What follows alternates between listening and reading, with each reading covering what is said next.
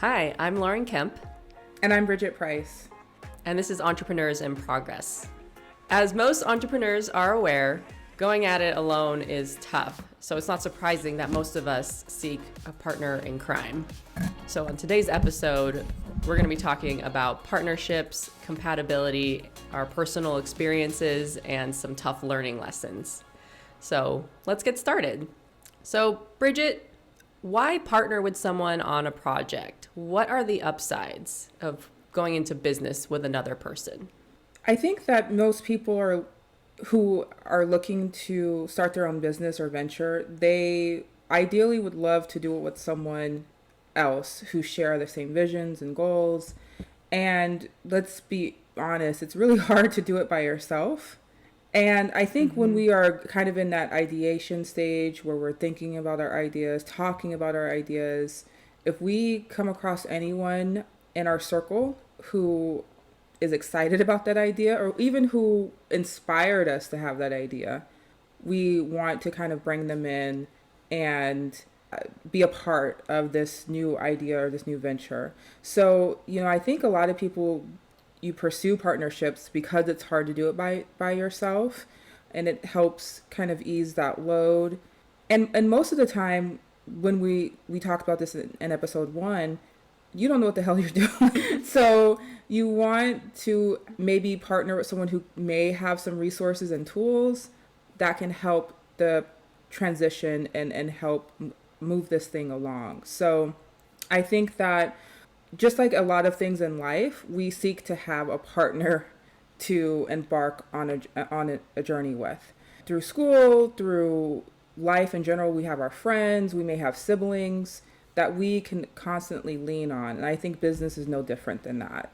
Yeah, I would agree. From my experience, the reasons that I've wanted to go into partnerships is because I do want that load to be shared. It can be very overwhelming, all the different things that you have to do, and you're not usually proficient in all of them. So it helps to have somebody with a different skill set, that has a stronger, area focus than you do. And even if they don't, and you both have very similar skill sets, it's still nice to go through that, process with someone and to not feel like everything falls on your shoulders.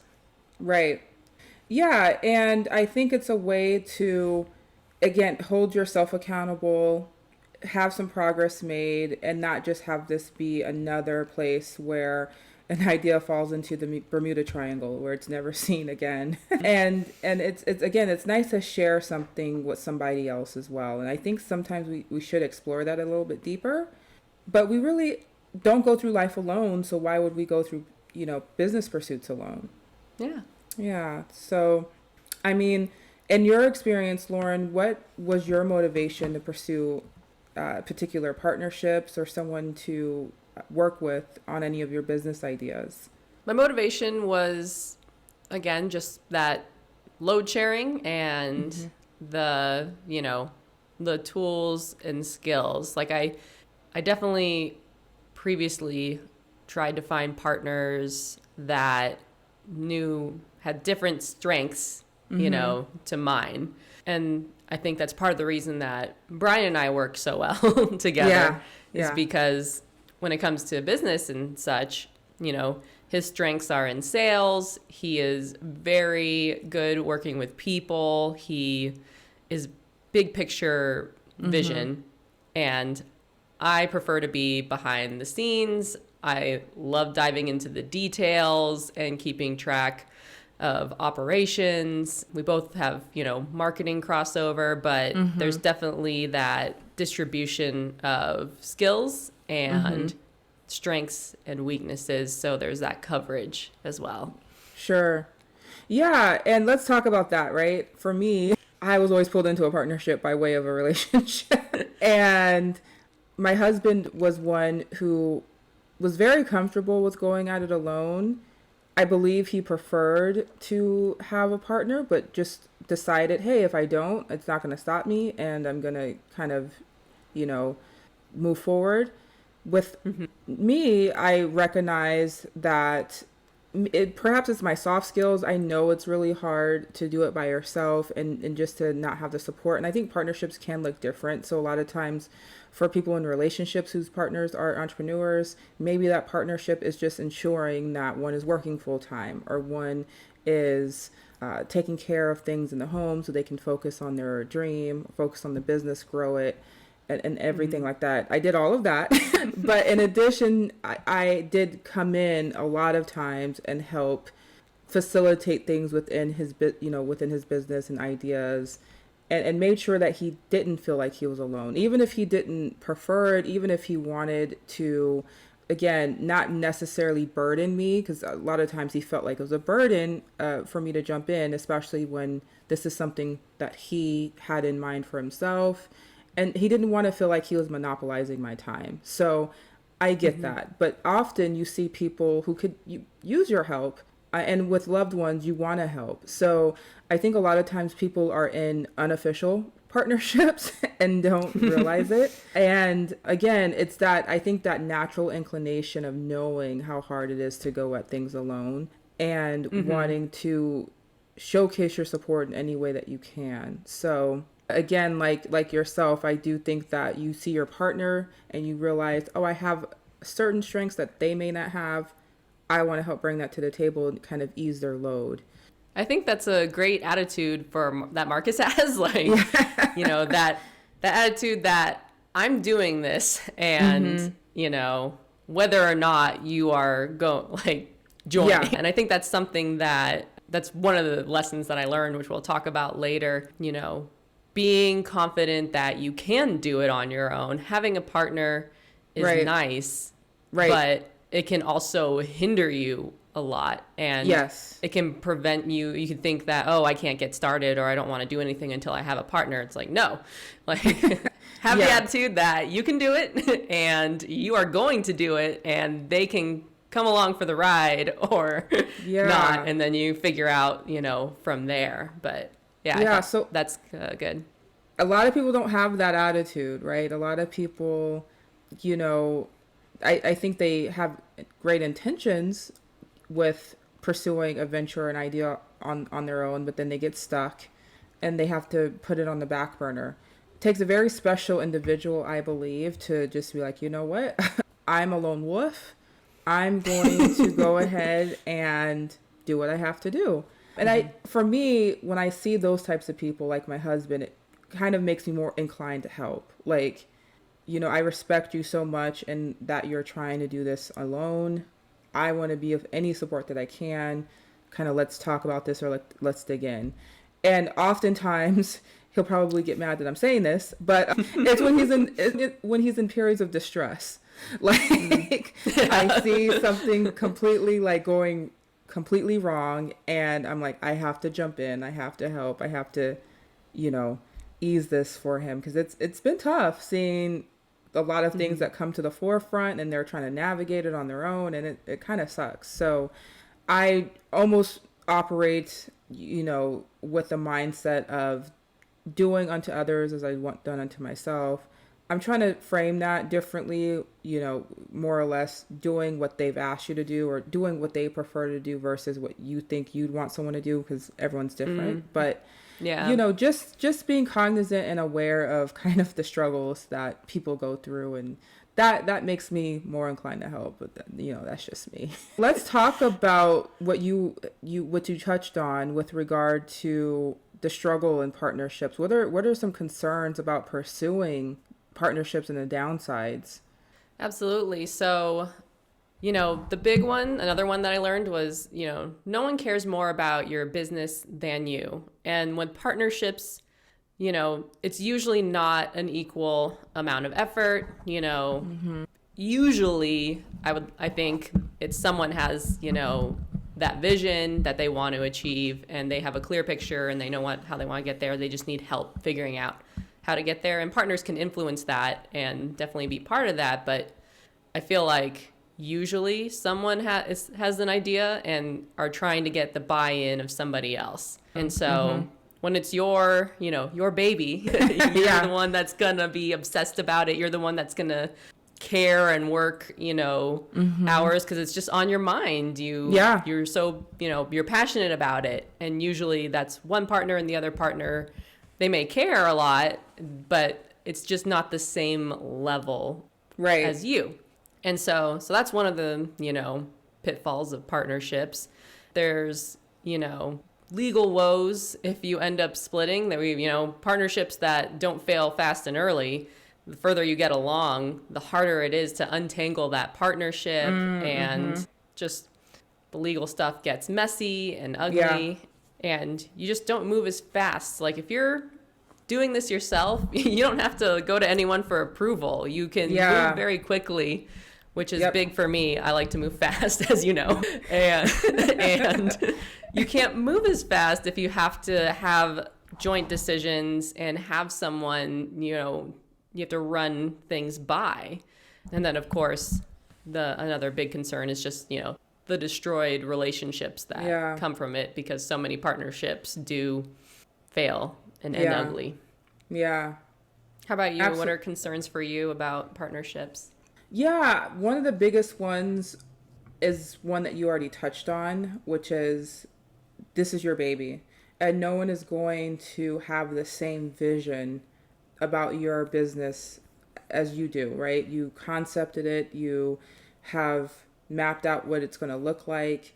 And while you may value input, if it's not their priority, it's always going to potentially cause a little bit of strife or some butting of the heads. So that is a major downside to partnerships, and I think we've learned that the hard way across multiple attempts at unique partners. And I think really when we talk about partnerships, and I'll dig into this deeper, we need to really consider whether or not we're looking for a partnership or support or employee or something of the sort. And that's tough because obviously when we are pursuing partnerships, I think we're doing it with the intent of sharing something with someone. We're doing it with the intent of someone investing their sweat equity like we are into an idea. But really the conversation might need to evolve into, do I really want them to be part of my business, or do I just want their help in whatever capacity that may be? Maybe they're great at operations. Maybe they're great at marketing. Maybe they're great at social media. What am I actually needing from this person? And does it actually equal a partnership? So that's such a great point. Yeah, no, thank you. I it's one of those things where you really have to ask yourself again what the motivation is behind the partnership. And like you said, if it isn't aligned, then you're going to feel stuck holding the bag. You're going to potentially destroy a relationship, and it can get really, really unfortunately messy. And when I think about the inequality of effort put forth, like if this is your vision, your baby, your idea, and you're going to give, roughly half of that equity to this person who's not putting in the work, who doesn't care as much as you, if it ends up being that way. Sometimes, partners end up being true partners, but Right. I found more of that situation where you're talking about, where it's like, actually, we need, help in this area, and it's just not, it's just not a good partner fit if you're not on the same page, if you don't have the same vision. Right. I don't know, partnerships are tough for me because I don't want to do things alone or on my own, and you have but I do want to share the load. Like, I don't want to have all the load on me. And then when you're starting a business and you're bootstrapping, you're like, well, I can't, hire someone right off the bat and spend a ton of money on, assistants or software or stuff, because if you're bootstrapping, that's your own money, and you have to eventually turn a profit. Yeah. So, yeah, absolutely. Yeah. I think that, not being on the same page or understanding exactly why you need this partner is where things go wrong. So with regard to partnerships, I think managing expectations is super important. Understanding both individuals, or depending on how many partners you may have, everyone's underlying motivations, what their responsibilities are, how they feel about the project, really understanding their time You know, are they committed to this? Can they make the time for this? Is it going to be a priority? Those, I think, are just the basics of what's necessary or needed to pursue a partnership. And even then, you don't know until you actually start working with them how it's going to play out, because you can have roles and responsibilities figured out in the beginning and everyone's very committed in the beginning, and things play out differently as you go along. Do not start a partnership while out with friends, drinking, having some great idea about how this product or service is going to be big, and everyone's committed once they've had a few drinks, and right. Next morning they're not even going to remember what the hell they agreed to.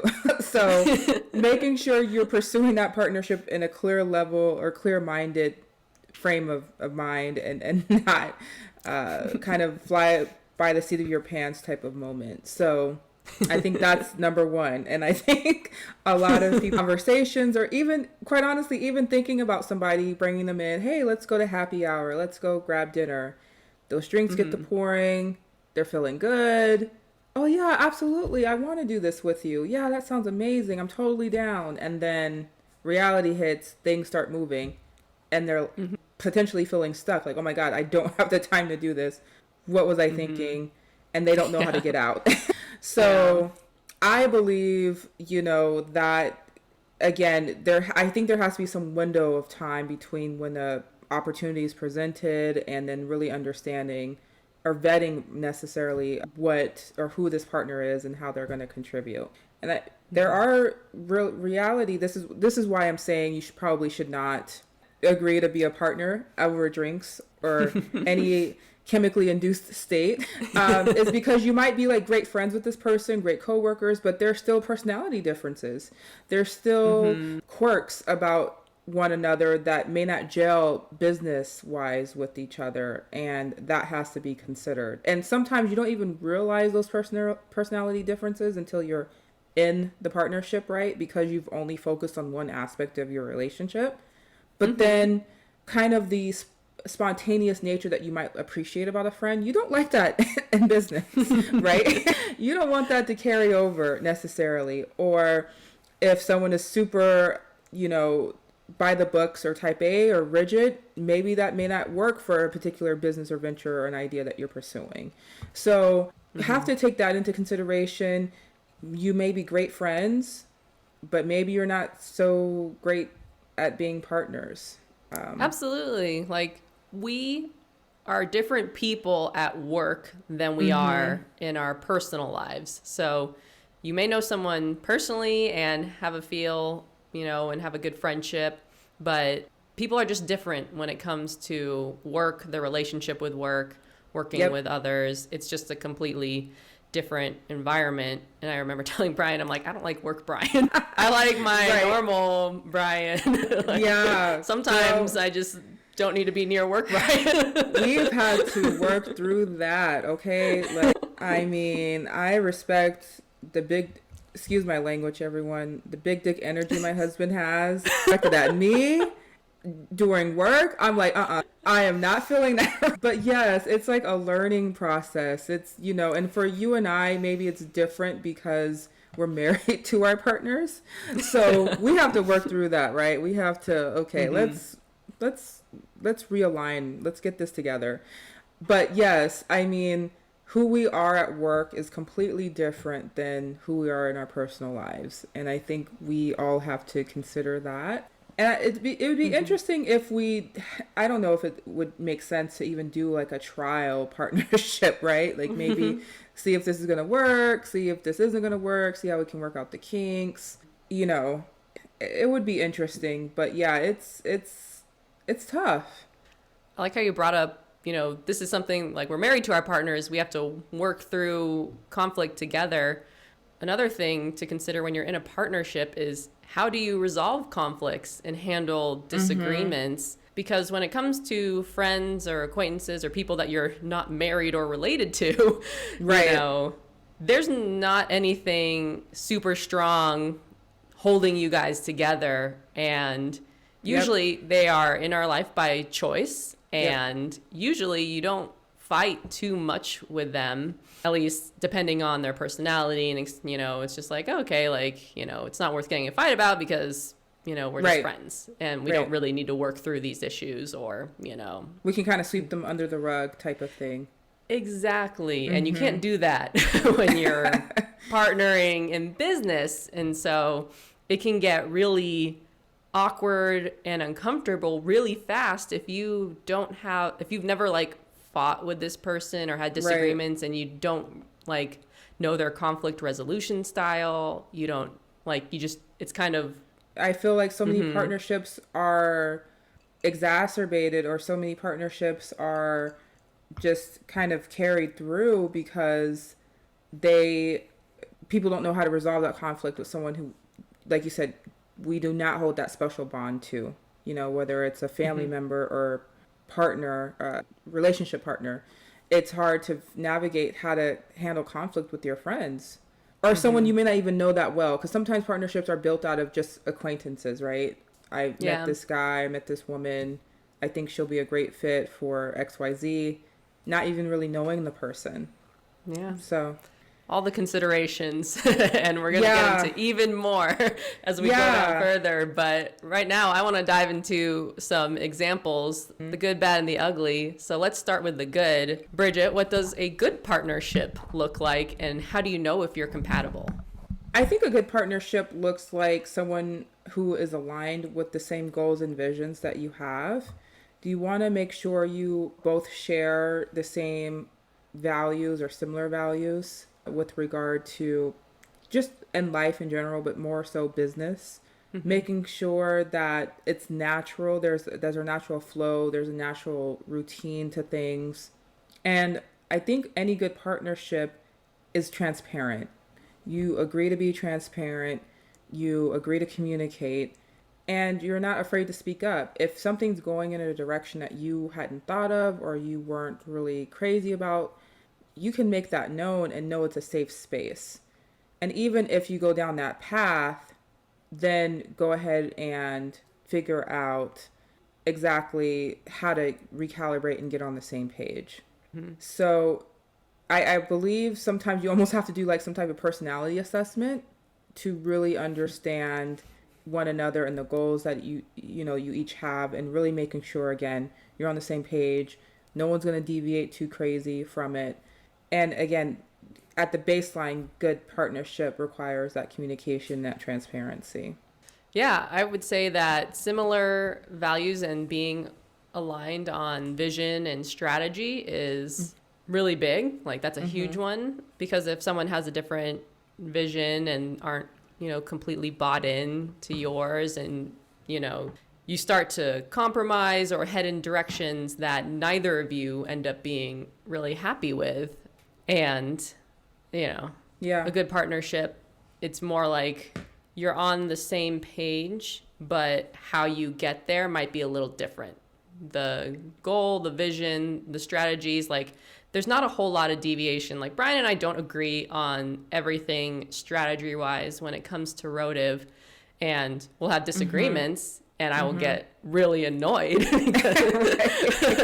But at the end of the day, Rotive is his vision, and I'm okay with, you know, him having final say on everything because it is his baby, it's his vision, and we are still very much on the same page. We have the same incentives, and if he feels super strongly about something, then he will, you know, he will be like, this is, you know, how it's going to be. Yeah, it took me a while to kind of arrive at the philosophy that you have right now. There was a lot of pushback I had in the beginning of our current business, more or less because I just was still working through the fact that we're in this business. And then with me coming in and helping, obviously I had some inflated idea that I knew more than he did, and I had the best ideas or solutions, and I said, oh, actually, Bridget, you need to pull back a little bit. This is his business, right? He ultimately does have the final say. And there was a little bit of a relief to that. You know, there was, okay, you know what? He does have a certain vision. He has more insight than I do. Let me kind of step back, and allow him to make the final decision. And I believe a great partner can recognize that, or should be able to recognize when they need to take a step back and trust their partner or allow them to make those big decisions, and just recognizing their role, more or less. And it works when you have that mutual respect. To have a good partnership, you both need to respect each other. You both need to listen to each other and value each other's opinions. So, even though Brian has final say and we don't agree on everything, there are some things where I feel super strongly about something and he may not agree, but he'll be like, okay, I can see you feel strongly, like convince me, Right. open-minded, Yep. I think that is also part of a good partnership, is just, that respect, that open-mindedness, and that conflict resolution, talking through ideas and things, and mainly disagreements. Yeah. And I'm not going to lie, like I said, I've gotten very annoyed. I've gotten angry. Like Brian's gotten annoyed and angry, and Yeah. we're not like, we don't just have beautiful conflict resolution and we're all like, oh, okay, yeah, like No, everything girl, it works takes out. takes a couple of days, okay? Like, yeah, it takes some work, Yeah. but we're always able to work through it and get past that, anger or annoyance or whatever, and realize we're both on the same team. When it's a partnership, it's not you versus them. It's you and them versus the problem or the issue. With any partnerships, specifically with situations like ours where we're married to our partners, there's passion there, right? There is a commitment to making sure we both eat and making sure we both don't see one another fail. So we recognize that. And like you said, sometimes it gets a little heated, sometimes we're passionate about our ideas and how we want to take the company, but being open-minded, not pursuing a partnership just to tell someone else what to do. Yeah. I think that is super important. And like you said, that respect thing is really, it's at the top of the list with trust and communication.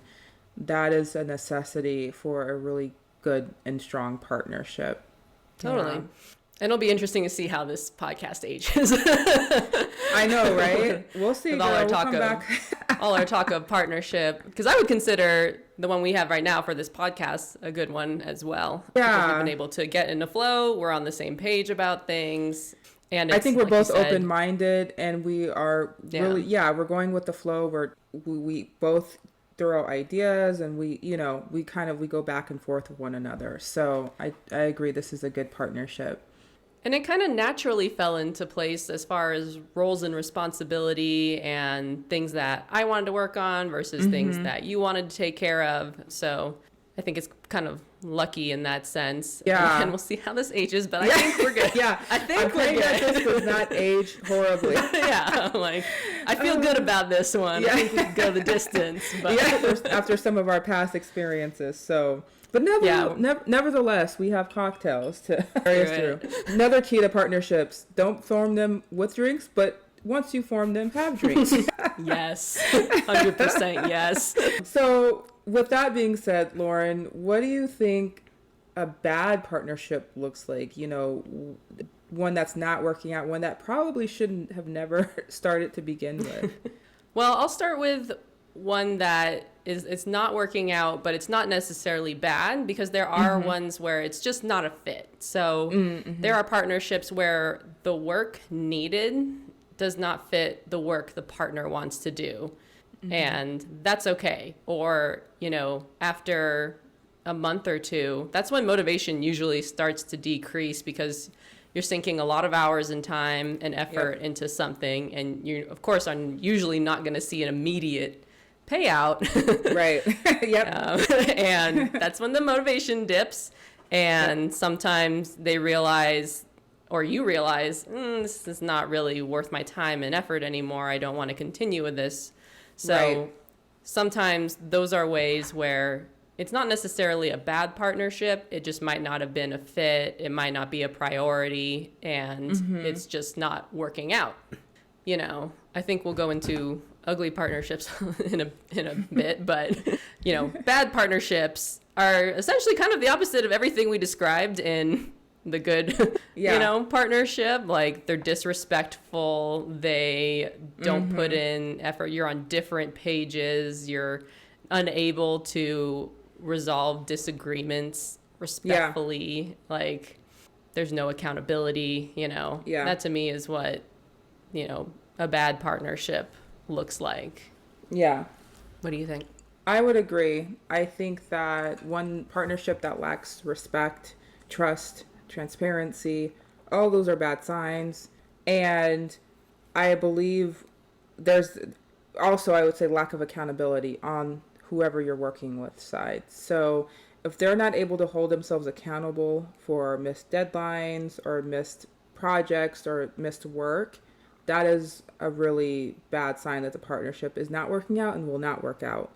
And we're the most motivated when we're on that idea high, as you've mentioned before, and we want to get going. And you have people who are kind of fire, you know, out the gate. They work really hard and they make some adjustments and changes, and they're just hitting the ground running. And then you have other people who are like, "Whoa, I didn't expect this to move that fast. Like, what's going Yep. on here?" And that motivation, it's weird.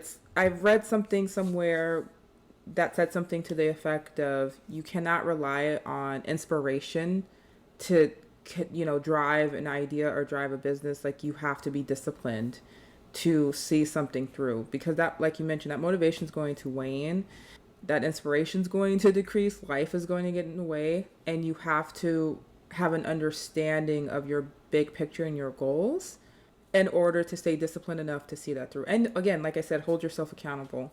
If you can't do that, and then if you are also not open to hearing that constructive feedback, that's a bad sign too. So a lot of people, unfortunately, out of fear of disappointing their partners or partner, they don't want to come clean and say, you know what, this isn't going to work. This isn't going to, this doesn't feel right. And so they kind of go on in this kind of half-assed capacity, and then resentment starts to build. You're questioning even your whole relationship with this person, depending on who they were prior to being a partner.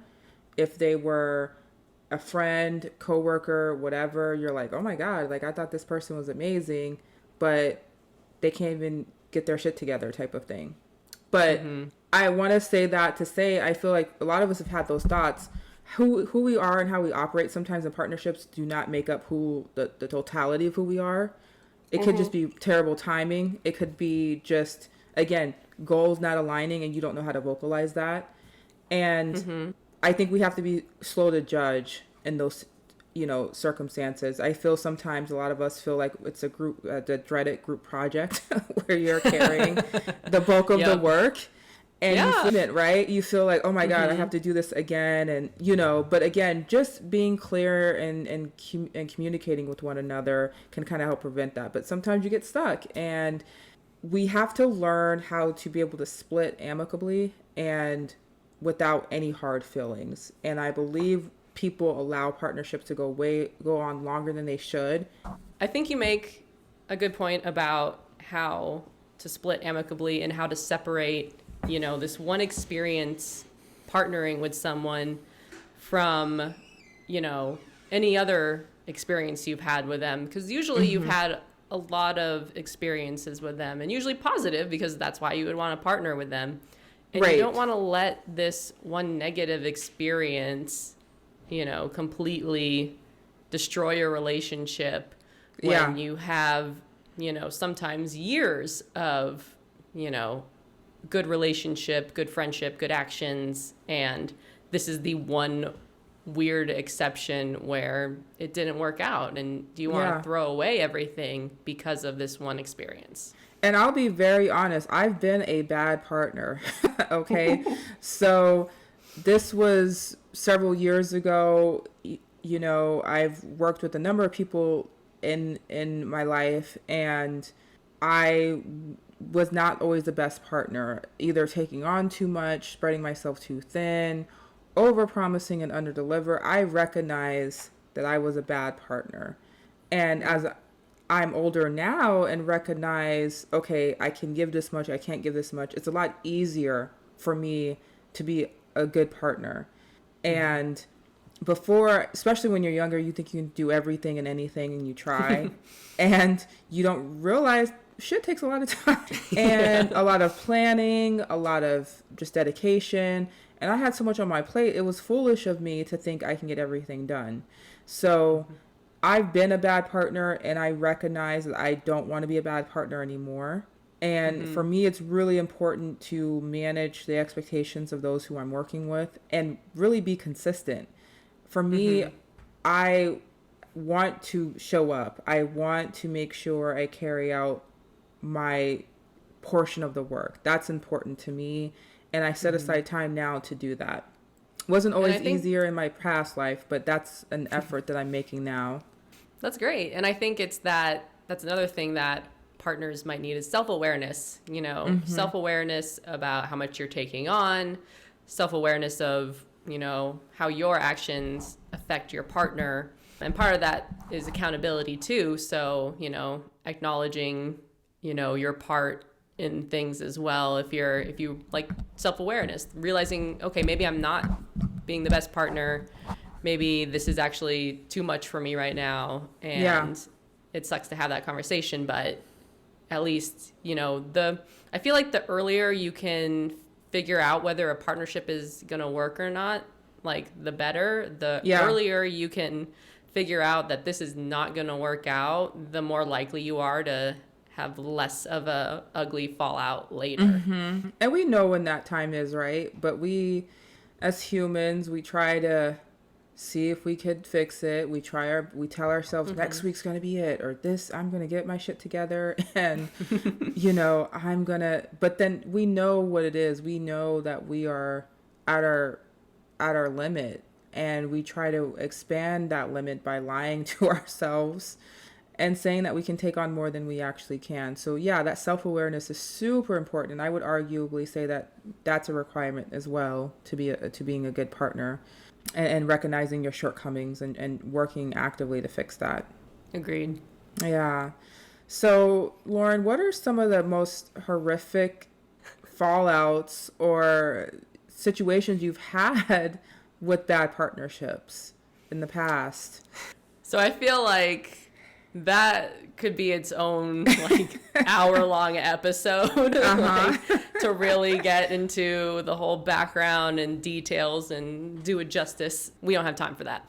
And truthfully, I don't want to go through all of it because it was a horrific experience. It was a draining experience, the repercussions of which are still felt years later. And it was the worst. And when you think about going into a partnership with someone, at least what I thought was okay, what's the worst that could happen? And, playing through the scenarios and factoring in our relationship and connections and stuff. And I was like, oh, the worst that could happen is we realize it's not going to work. We split amicably. Right. And oh boy, was I wrong. No. Instead of sharing the whole full story, I want to condense it down to the 3 biggest mistakes I made and lessons I learned from that fallout. So mistake number 1 was not giving enough weight to behavior patterns and thinking I would be the exception. So what do I mean by that? Do they work well with others? Do they get along with their managers, their coworkers, or their teammates? And this can be more difficult, obviously, if you don't know the person as well. This is something where if you've known someone for a longer time, you kind of have an idea of some of their behavior patterns. And by pattern, I mean, repeated behavior. It's a pattern because it's repeated. So it's not a one-off where they, didn't get along with someone. It is a clear pattern that they seem to not be able to work well with others. And so another way to kind of, if you're still not sure, another way to phrase it or a question to ask yourself is, if today you heard a story about them not getting along or working well with someone, would that be surprising? Would that be out of character, for them? Oh, that's a great question and kind of metric I never considered. Wow. Yeah, because usually oh, yes, like that is, very surprising. That doesn't seem like them. Or it's, no, I'm not really surprised. Like, Yeah, wow. I like that a lot. I think that's yeah. something to double check or just consider. Yeah. And again, it's the idea that it's a pattern. It's going to repeat itself, and it's going to repeat itself with you. You are not the exception. I thought to myself, because of our history and connection and relationship, I would be the exception. Like, Yeah. I've seen what's happened over here, but that's not going to happen with me or us because of all these other things. Like, we're friends. Exceptions are really weird.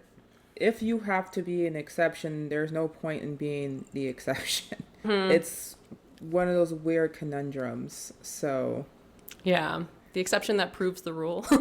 Brian exactly. says. Like, yeah, it's very odd, but yeah, that's a great point. yeah. So that was the first big mistake is like I was kicking myself because I knew this behavior pattern. It wasn't even that I wasn't even looking for it. Like I literally thought to myself, that's not going to happen with me. So, Got it. So you recognized that there were certain flaws in potentially partnering with this person, but because of the strength of your relationship, your personal relationship, you figured that wouldn't happen to you because that relationship superseded their flaws. Exactly.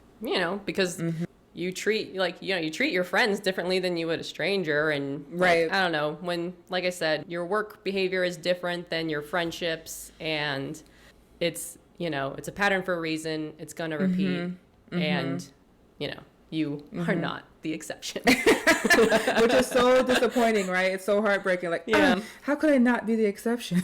Yeah, and then you kind of feel stupid because you're like, wow, I really could have seen this coming, and I did not. Like Wow. it was pretty shocking. And there painful. any acknowledgement with that particular person or partner about this pattern that they had? Did they promise you something? Did they communicate anything differently than maybe what has been told on the streets or what's known on the streets? I don't think so. Like, it was never addressed. Like, I'm not going to bring up, what I think were bad, behavior patterns. Like, Right. yeah. And friends, you sweep it under the rug. If it's not exactly a personal issue or personal attack, I'm not even going to address that. I don't want us to fight. Exactly. Like, there's no reason to go there. And there is, they're not going to address it either because that's just kind of, I guess, weird. And maybe sometimes people don't have that self-awareness that it even exists. Sure. I'm not sure what the case was with this particular instance, but yeah. Yeah. Okay. Totally get it. Which brings me to mistake number 2. So this is now we're working together and not realizing that I needed to steer the ship from the beginning. So we talked about this earlier in this episode, how you need to have someone to have the final say. You need to, be on the same page. You need to be aligned on the vision. And if you're not, things are going to get slowed down like so incredibly because you're going to be not agreeing on even the most basic of decisions. And so this happened like over a few weeks. I started to realize and see all these red flags and realize in order to protect the brand and vision that I had created and approached them with, to protect that, I needed to have final say in, any disagreements. Like, we don't have time to go to a third party to figure it out. To mediate or, Yeah. And then I needed a legal way to enforce that because of, you don't want to go down the road and have your brand, I don't know, stolen from you. You get pushed out. IP. Like, you don't want to risk your IP. You don't want to risk your brand, as you mentioned. You don't want to risk any of the ideas or concepts that's been shared with this person. It's now at risk. Yeah. And so this is what actually caused the big blow up, the big fight. Okay. And it got ugly. Like, we had a team meeting. I had said in order for me to be comfortable moving forward, I need final say. And they were like, okay, that's fine.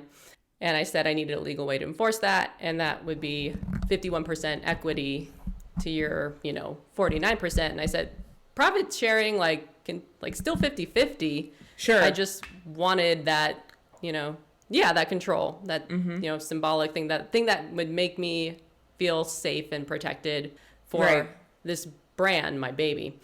And instead of them saying, no, that doesn't work for me, or I don't like that idea, can we come up with a different solution?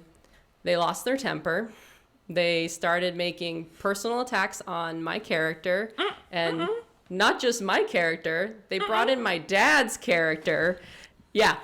And anyone who knows me knows you do not come from my family, especially my parents. And then they walked out. They had you fucked up. It was nasty. And the whole time I was trying to de-escalate the situation. I know I'd clearly offended them and struck an emotional chord, and they made it personal. So there's that lack of respect. Yeah. Mentioned a family member, which never, that's a huge line that is crossed. Right. And then they walked out, oh my gosh. Mid blow up. Just walked out, yeah. And normally that would be enough to just be okay, I'm done with this person, sure. Forever. But because of our circumstances and connections, the next best thing for me was to, I can forgive this one incident. We have years and years of positive interactions. Be the bigger person. Wow. Relationship. I'm I can, this is just one out of many, interactions with this person. And so I was okay, I can forgive that. But that effectively ended our working relationship because, duh, who's going to want to work with someone who is ill-tempered, completely unprofessional? Yeah, and I totally understand that people sometimes when they get really heated, they need to cool off, they need a moment. And that's why I'm you know what, I can forgive this, clearly very emotional reaction they were having. That will never fly in a professional environment. And Absolutely. I'm sure as hell not gonna continue working with someone who assumes the worst of me immediately and attacks my character and all that other crap. So I thought, okay, I need another drink. About. Yeah, let me tell you. But so bringing it back to what's the worst thing that could happen in my mind, I was okay, we split amicably. And now we're at this point where I'm okay, maybe this is the worst that could happen. And, it's an ugly ending. It's not how I wanted things to go. It was not my intention, but, this is the worst.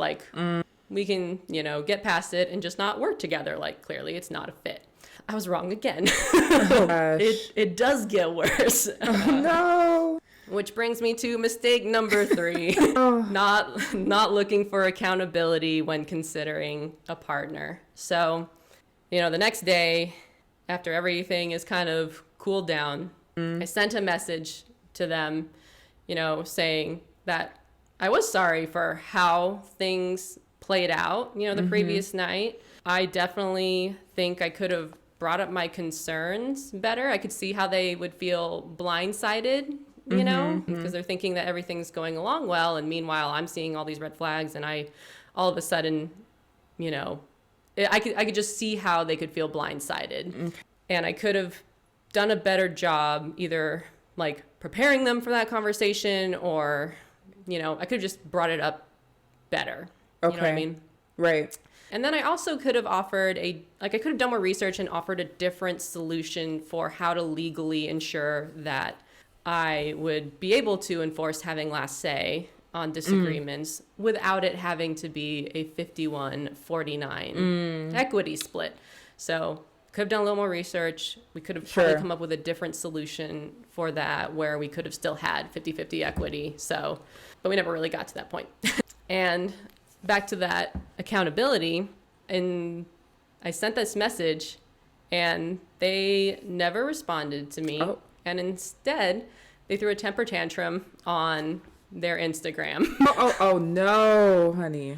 Oh no. They at least did not say my name, but they went on this super long rant and I didn't even know about it until a mutual friend was like, hey, did you see so-and-so's Instagram stories? Because she's like, is that about you? I'm like, Oh my yeah. God. Like, yeah. And then I was just kind of like, what the fuck? And I wish I could say that this only happened once, but no, this happened twice. Oh no. That they, Girl. like a week or so later, they go on, rant about me again, not naming names. And then on top of that, they posted a comment on like the business public page. Again, more insane ranting, trashing, like... Oh no. It was so awful. And remember, the worst thing that I thought would happen would be like an amicable split. Like, this is someone that I have had a history with, like a good relationship with up that until you care this about. one point. Absolutely. And to get put publicly and probably privately on blast and just have my character dragged through the mud was a truly horrible experience. Multiple relationships destroyed. Right. I didn't feel like I didn't want to, handle it publicly and like try to address it publicly or fight back. I felt like my reputation was getting destroyed in the eyes of a few people that I actually cared what their opinions were about. The vast majority, not so much. Yeah. But there are a few people that I really did and still do, like, I care about their opinions, and it sucked not feeling like I couldn't defend myself, feeling like my character was dragged through the mud, and all because this person, like, couldn't even handle this privately, like, couldn't be respectful, couldn't handle this privately, couldn't take accountability. They still have not apologized for all of their actions and their part in the fallout. And it was just really ugly, messed up, horrific. Oh my gosh, Lauren. Absolutely. A little scarred from that experience. A lot of learning lessons. That is intense. It was. And these are only the 3 of the many lessons I have learned from this fallout, which it just still sucks. Like, I was nervous even to talk about it today because it's just it still riles you up. No, I get it. There are situations or stories that you think you have healed and you talk about them and they still emote some type of emotion. It's hard. Have you ever had a falling out with this person prior to this venture? Were you guys always kosher? Yeah, we were always like, I would say we had a good, like, we weren't close, but we had a good relationship for many years. I had known this person, and, I don't want to go into too much detail because I still want to keep it vague enough. But unlike what they did, I mean, they went to Instagram twice and the business page. OMG, that is insane. Who knows privately? Have they ever had a business prior to working with you? I think they've had side hustles. I don't know if they had partners. Got it. But got it. They had some entrepreneur in them. Yeah. And so when you're thinking about looking for a partner with accountability, the questions that you ask yourself when you're vetting someone is, do they apologize? Like, have you ever heard them apologize, or ever? Do they own up to their side of bad situations or their mistakes? Right. Or do they always seem to blame others and be the victim and never take responsibility for their actions? And you can have a sense of that just through the stories they tell, about if they just over and over, you're hearing a lot of stories about things not working well. And it seems like they never acknowledged that they played any part in their situation, and that, like, they're not responsible, or they were justified for their what are pretty shitty actions. That no one would tolerate that. No, no, absolutely not. Well, actually, maybe some people do, because, like, you have to wonder if they have these they're like repeating these actions because they've gotten away with it for so long. Yeah, absolutely. Or they have consequences and just haven't learned from them. But either way, like, that's not acceptable behavior, and not something that I'm going to put up with, even if others are. I'll tell you one thing. When you're involved in a really bad partnership, you definitely know what your boundaries are. You know Mm-hmm. what you will and will not tolerate again. And as you mentioned, it can scar you for sure, given any situation similar to yours. I mean, that sounds awful. It was pretty much short of publicly chastising you. I mean, that is really insane. And quite honestly, it was, right? Because I'm assuming that you both had similar people in your circles. You had a Mm-hmm. mutual friend who was able to peg, like, hey, is this you that they're talking about? I mean, Yeah. literally going on some type of liable slanderish type of shit, right? And then, I mean, that is very scarring and detrimental, and I could see that how anyone would not want to pursue a future partnership again. I mean, that's tough. Mm-hmm. I tell people this all the time. I'm not sure if you've ever been in a situation where you've loaned someone some money, like $20 or $40 or whatever, and they Mm. say that they're going to pay you back and they don't, and it's just time lapses, and it's like, okay, where's my money? Instead of Where my instead of getting money? upset about it, yeah, where me my money? Instead of getting upset about it, you kind of just like, okay, whatever. I bought you out of my life for $20. Mm-hmm. It's kind of that mentality sometimes, and this is a little different because there's a lot of like just emotional well-being that was sacrificed for you, that was compromised, that you had to endure this kind of emotional torture of this person, Mm-hmm. that's way more worth way more than $20. But sometimes in life, that blow up is like enough of a lesson to where, okay, I'm not fucking with you again, right? Anybody who is like you again. And Mm-hmm. I'm going to set my boundaries, and you actually bought me some peace. You bought me some peace of mind. I learned some things from you. I'm going to Mm-hmm. apply them, and I can end this with saying I don't even have any ill will towards you. You know, I have grown and moved on so much. That may not be the case here because don't nobody come after somebody's father, right? And like just get Yeah. away with it. But in a bigger picture, large picture, you have grown. This person, unfortunately, probably is still stuck where they are at and will be for a long time. And Mm-hmm. so there's some sadness to that, but that has nothing to do with you. So, Yeah, I definitely you know. learned a lot. I feel like I've grown a Mhm. lot, and it definitely impacts how I approach partnerships for the better. Yeah. And I now know, like, I thought I did a good job researching how to prevent partnerships from falling apart. And there wasn't, I don't know, I guess I didn't find any resources. They had some good things, but Mhm. not like the lessons I learned were not from anything I read. And I tried to prepare and prevent it from happening. Mhm. So I now know how to vet Yeah, partners yeah. well.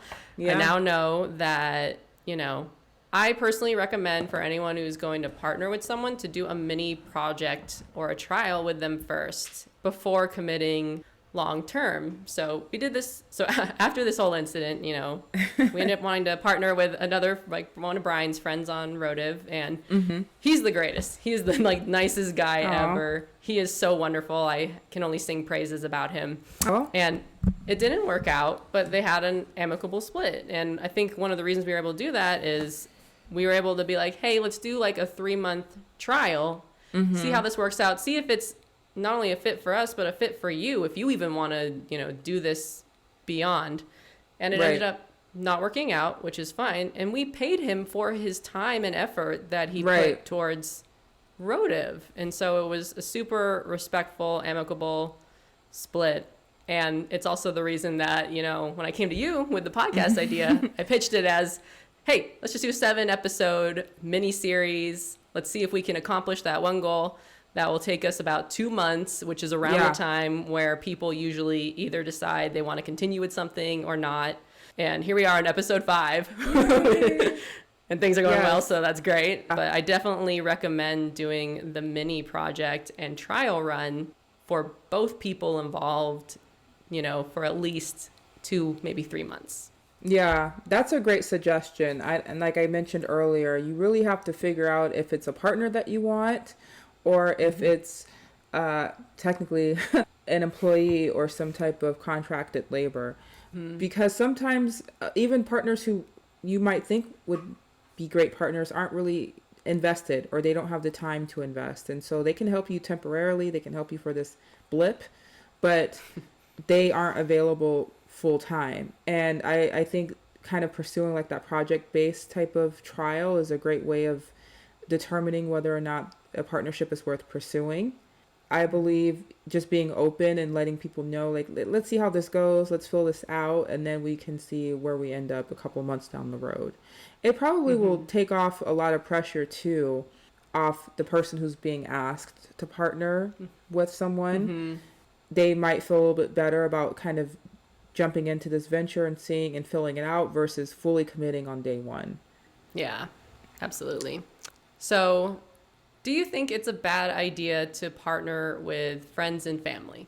I don't believe it's a bad idea, but it's if you are choosing to pursue a partnership with family members or friends, those are the partnerships that require the most vetting, surprisingly. I believe that there's more at stake with this relationship going sour versus someone you don't know or an acquaintance. And you don't want to ruin the foundation of that relationship. You know, we've heard it all before. You don't mix friends with money or business, friends with business, family with business, that type of thing. And when you are pursuing a venture with a family member or friend, I think you have to have some type of discernment and increased discernment about whether or not it's a great idea to work with them. That's tough because both family and friends are supportive. They want to help. You might recognize potential in a family member or friend, but they still may not be a great fit, and then it can ruin a relationship. Personally, I have not had that experience. We've had close calls, right? We've had to let go of certain family members. We've had to end working relationships with friends, but they weren't necessarily partners. So that, and even still ending that was tough. So I can't even imagine how tough it might be to end a partnership with a family member or a friend. So just definitely having more an increased discernment around what you're asking of that person and if you are okay with rocking the boat with that foundation. I think it's a beautiful thing when we read stories or about entrepreneurs who are brothers, sisters, cousins, you know, whatever the case may be, and that it works out. Best friends launched a venture together. We see that all the time, like on shows like Shark Tank. But sometimes it can end really, really messy. And I believe that you should always have some type of exit strategy. So, you know, I don't think it's a bad idea. I just think that you have to do a bit more of the groundwork prior to pursuing that type of partnership with family and friends. And so, you know, you talk about having to end some of these, you know, relationships that, you know, working relationships. Have you been able to still maintain those relationships, or did they take a hit? Did it take a while to get back? Like, what was that like for you?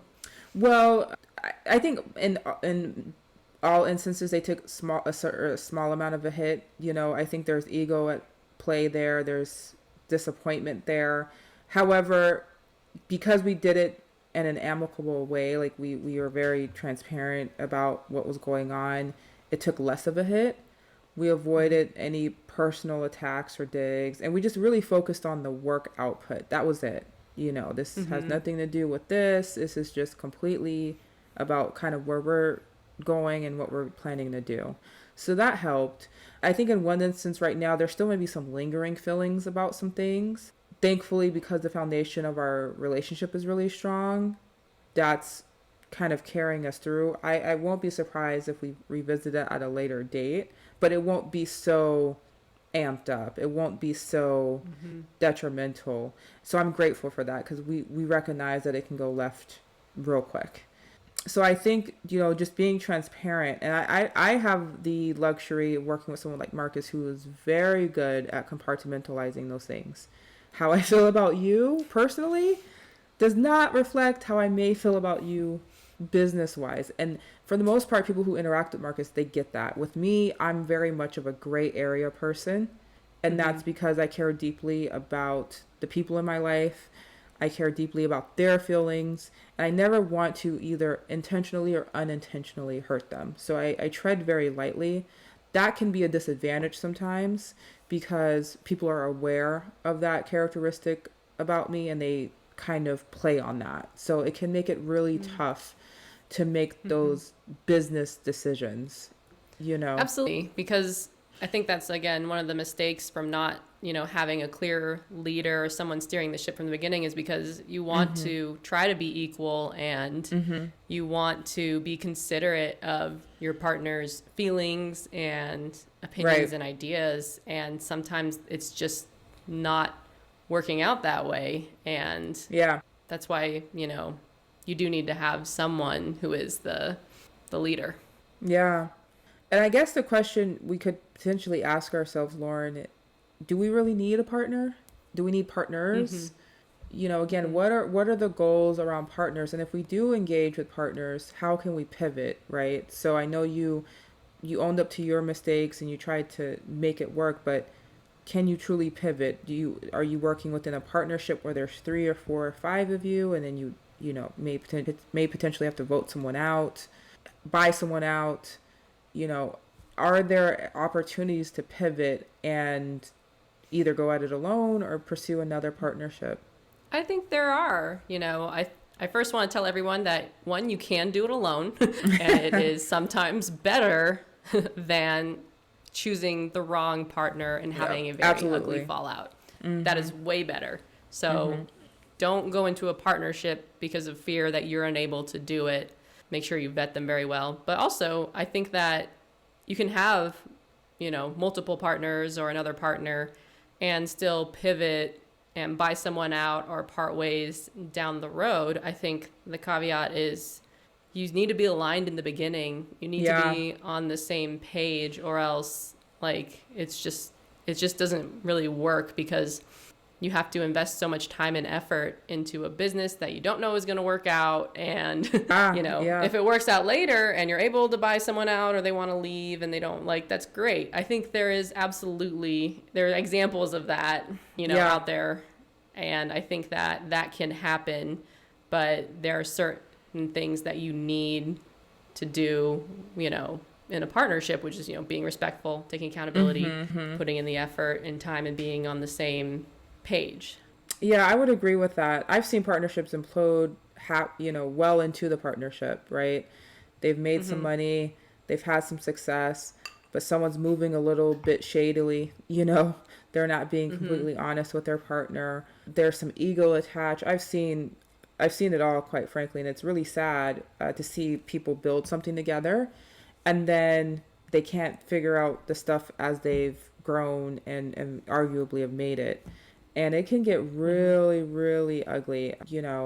I think not only do you have to be in alignment at the beginning, but you have to consistently be in alignment throughout the entire partnership. And things change, goals change, ideas change, and I believe everyone has to be on the same page. And again, outline that exit strategy if you need to buy someone out, if you need to move on, or whatever the case may be, if it no longer becomes beneficial to you. But I think you make a great point. You can do it alone. It is way better than having a terrible partner. You will get more done, and you won't have that emotional warfare with a terrible partner if you pursue it by yourself.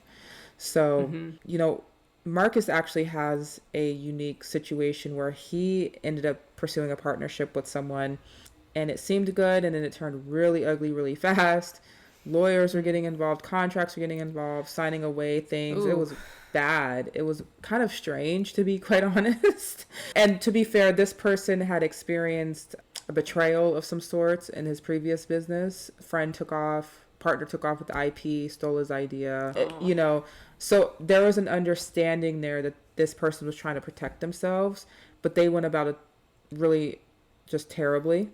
Thankfully, though, they have been able to kind of recalibrate their relationship and even friendship and adjust. I don't believe they are working on anything together at the moment, but they still talk about their business ideas and ventures and what they're working on. They still support each other from a distance. So I think it takes, again, just being open-minded and even understanding. It sounded like with your situation, you were understanding to an extent about maybe some triggers or nerves that may have been hit with your approach. Even having that awareness can allow, yeah, maybe we can't work together, but I still support you. I still want to see you win, and we can just kind of keep it pushing in our own separate directions. So why do you think that Marcus and this person were able to, like you said, it got ugly. Why were they able to still, salvage that relationship? I think time helps, one. But two, I do think when you've been an entrepreneur for a certain period of time, you kind of do understand the concerns that someone else may have.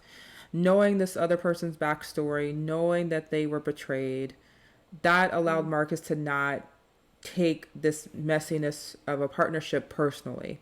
He was able to identify and say, you know what, this really is more about what they've been through, has nothing to do with me. And when you are able to separate yourself from that, it makes it a lot easier. Granted, and with them, I don't believe there were any personal attacks or anything like that. So when a partnership is broken up, even if it is messy, as long as you refrain from the personal attacks and digs, questioning someone's character, I think a lot of people are able to take some time apart, let the anger subside, frustration, whatever it may be, and just really come back to a good place. May not be the best place, may not be a place where they are actually pursuing another partnership, but they can kind of just wipe their hands off of it. And again, there's no ill will. That's great. Yeah. Now so many people are lucky, girl. And again, sometimes when you're in the thick of it and the throes of it, it's hard. And I think also with this situation, for Marcus, it made it a lot easier because it was the other guy's idea or venture that he wanted to bring Marcus in on. So like you mentioned, knowing your role, knowing your position with regard to your partnership makes it a lot easier to kind of, I'm a bow out, Yeah. And again, no hard feelings. I got so many other things working on. And I think sometimes for a lot of entrepreneurs, when that emotion is there, those strong feelings, a lot of people feel like this is their one shot. You are now infringing on the one shot I have to make something work. They haven't thought of other ideas. They don't have other side hustles on the table. This is their baby. This is what they're invested their time into, and they can't imagine starting over. We've gotten used to starting over. Yeah. And there is that fear of that idea being stolen. I'm sure that was very traumatic for that person, because you are so attached to your ideas and your products. I do understand that there is that fear, and that it's common with partnerships. And how do you combat that fear? A lot of people, we talked about this before, like people don't want to share their ideas because either they think it's so brilliant and it's going to take off, and that somebody is going to steal it, even though you and I know a lot of times our ideas are not original. No, they are not. If this problem exists, it's probably been thought of, solutions have been thinking about it by other people, and it's who can execute and actually solve the issue. So I think that for the most part, again, maintaining clear expectations, establishing those boundaries. If you have an idea and you want to bring someone in, have them sign an NDA. If they don't want to sign the NDA, okay, we can't work together, and that's fine. That should be probably the first step. If you're concerned about an idea being taken or stolen, or some intellectual property, you've started working towards a solution, and you have some great things in the works, have them sign that NDA, and prevent them from moving on to doing something in the next year to 2 years. And quite honestly, we know that business, for what it's worth, is fickle. So most people aren't going to really wait 2 years to start working on an iteration of your idea. They're going to move on, right? So that's one way to protect yourself, and probably the best way to protect yourself. And again, I think the other way is really figuring out what type of partnership are you looking for? Are you looking for someone who has financial backing? Are you looking for someone with a certain set of skills, who can contribute significantly to the workload that you have on your plate? Should you really see if you should hire an assistant? You know, what are you looking for in this partner? And ask them what they would be comfortable with doing. If they said, yeah, man, I can only do a couple hours a week, they probably aren't a great partner.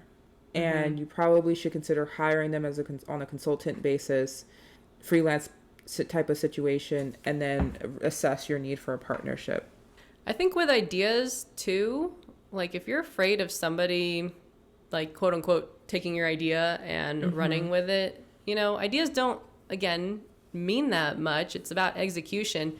Yeah. If you have an idea that you can't execute on better than somebody else, like, Yeah.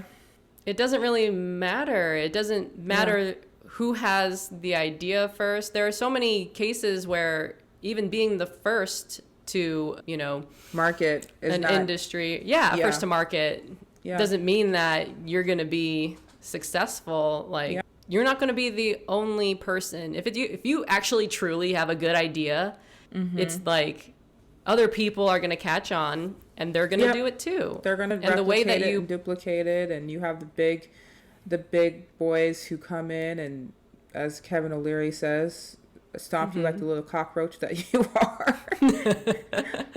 And the way you protect yourself from that is you execute better and you come up with defensible strategies.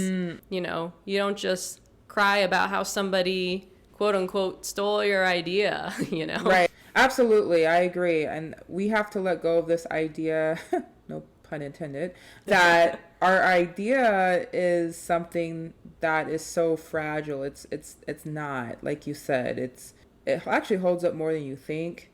And again, if your idea is worth stealing, it's really around the execution and implementation process or aspect of your idea.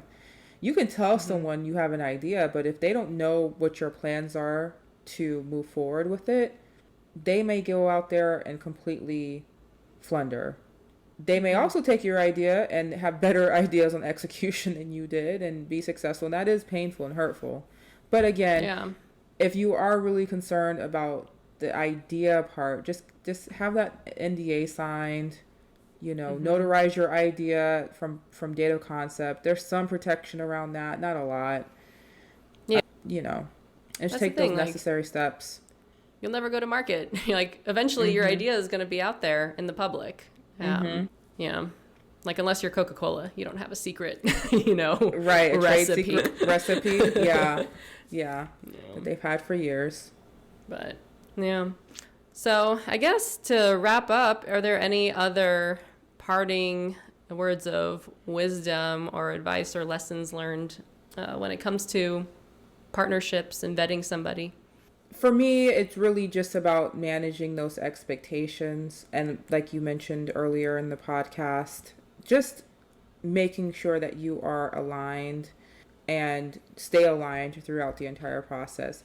I'm not even opposed to partnerships having an expiration date. You know, if you reach this amount of sales, if you're able to generate this revenue and I can be bought out, whatever the case may be, I think everyone should kind of have that put into play and understand exactly what they're going to contribute and for how long. I think that's another topic that most partnerships don't talk about. How long am I in this relationship? Obviously, it's implied that it's indefinitely, but some people may not want to be on this roller coaster for a while. Some people might want to get it to a point and then sell it, right? Sell the idea, sell the business, sell the product, whatever the case may be. So just making sure you're on the same page. I'm not opposed. We did this in the corporate world, but doing those personality assessments, those quizzes or those tests to see if you guys are a fit. Yeah. And really those personality assessments aren't really to determine if you're a fit with someone, but really learning how to work with them. Learning how to communicate with one another, learning their triggers, learning how to navigate kind of their temperament, for lack of better words. And I wouldn't be surprised. I would even go as far as to say I might need some recommendations. I might need to know how you worked with other people in the past, because, Lauren, we don't want a situation like yours. That sounds so brutal. Nope. And if we can avoid that at all costs, I think most entrepreneurs should do that.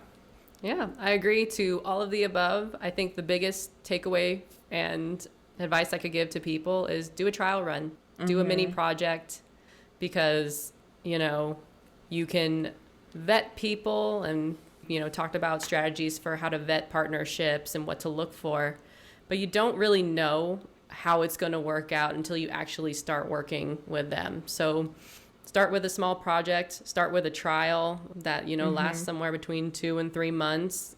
And that can hopefully, with those expectations set in advance, that can make it easier to have a amicable split, because, Yes. you know, it's temporary.